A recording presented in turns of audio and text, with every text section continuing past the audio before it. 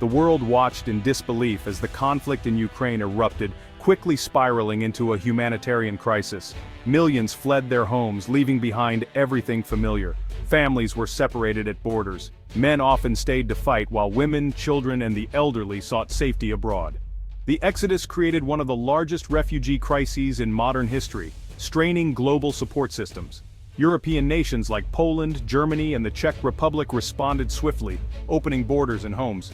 Citizens organized donation drives and offered shelter, but as the conflict dragged on, resources were stretched thin. The challenge of integrating millions into new societies became clear. With no end to the crisis in sight, the impact rippled globally, disrupting economies and supply chains and raising questions about international responsibility. Which nations would step up? Who would offer sanctuary to those who had lost everything? The varied global response revealed deep-seated political and cultural attitudes toward refugees. For the displaced, the journey was marked by trauma, uncertainty, and the daunting task of rebuilding in foreign lands. Language barriers, cultural differences, and psychological scars made integration difficult. The crisis forced the world to confront its obligations in times of profound hardship. The story of Ukraine's displaced is a human story, of loss, resilience, and the search for safety. It's a stark reminder of the fragility of peace and the interconnectedness of our world. The world's response would shape not just the fate of refugees, but the moral character of nations. As the crisis unfolded, it became clear that the responsibility to help extended far beyond Europe. The choices made would echo for generations. In this global test of compassion, some countries would close their doors, while others would open them wide. As the world called for support, Southeast Asia's response was largely silence. Nations like Thailand, Malaysia, and Singapore kept strict immigration policies, offering concern but little action. Their focus remained on national security and economic stability, with refugee acceptance off the agenda. Most are not signatories to the 1951 Refugee Convention, lacking formal processes for asylum seekers. Refugees are often treated as illegal immigrants, facing detention or deportation. Economic concerns loom large. Many countries in the region struggle with poverty and unemployment. Governments argue they lack resources to support refugees, fearing strain on social services and job competition. The humanitarian dimension is often overlooked, creating barriers for those seeking safety. The Ukraine crisis feels remote, seen as Europe's problem to solve. Past experiences like the Indo-Chinese refugee crisis have made the region cautious. The result is a region of closed doors, with Southeast Asia largely absent from the global response. For Ukrainians, sanctuary here is rare. Yet one country in the region would break from this pattern. Its actions would stand out as a beacon of hope. Amid closed borders, the Philippines emerged as a notable exception. The government publicly declared it would welcome Ukrainian refugees, surprising many observers. This was more than symbolism. Pathways were created for Ukrainians to enter and stay. The move positioned the Philippines as a humanitarian leader in the region. This policy is rooted in a long tradition of providing refuge to those fleeing persecution and war. Filipinos saw the decision as a natural extension of their national identity. The concept of pakikipag kapwa tao, a deep sense of community, drives this empathy. Filipinos are known for their warmth and hospitality, making integration smoother for newcomers. Visa requirements were eased and special provisions allowed Ukrainians to stay and work. The approach contrasted sharply with restrictive policies elsewhere in Southeast Asia. The Philippines wasn't just opening its doors, it was laying out a welcome mat. This decision sent a powerful message about the country's values. In a region of closed doors, the Philippines chose compassion. The world took notice. But this open-door policy is not new. It's part of a much longer story.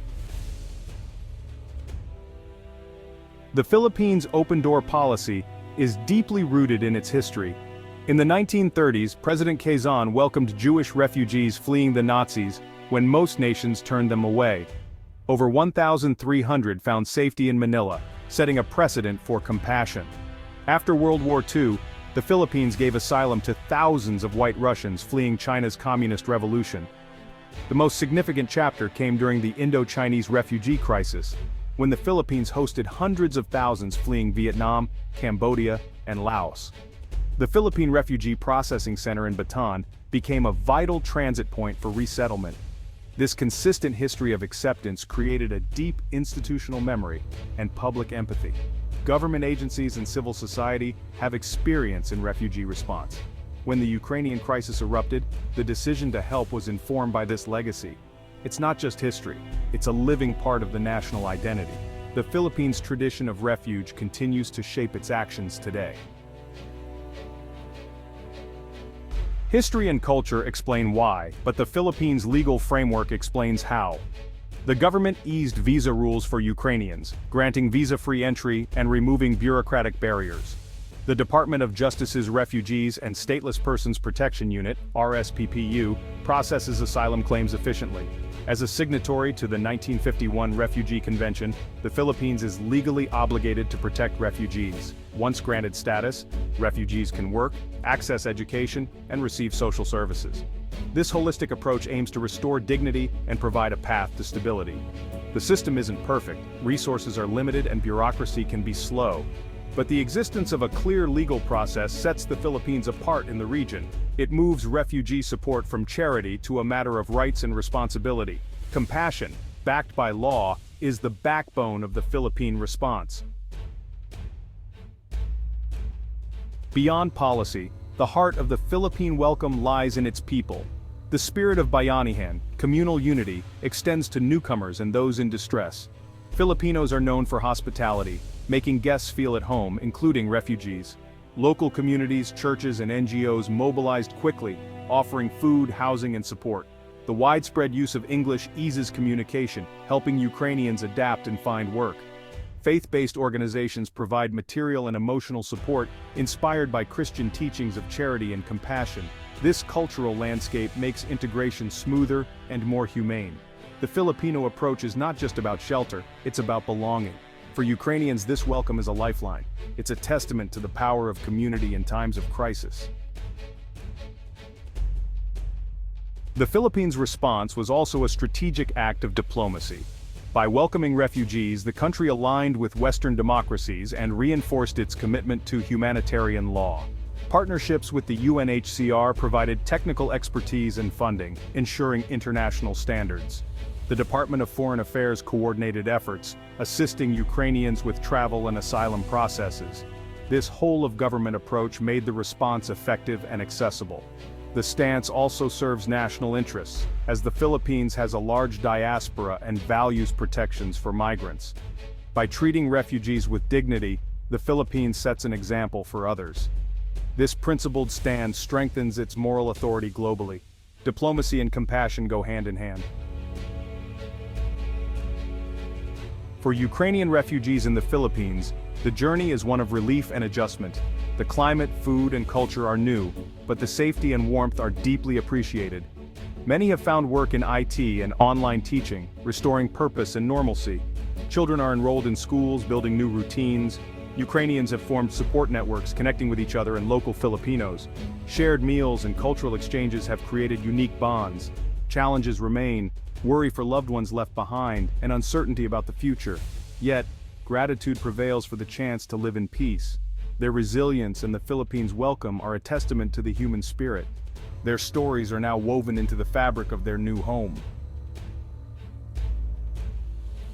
Welcoming Ukrainian refugees will have a lasting impact on the Philippines.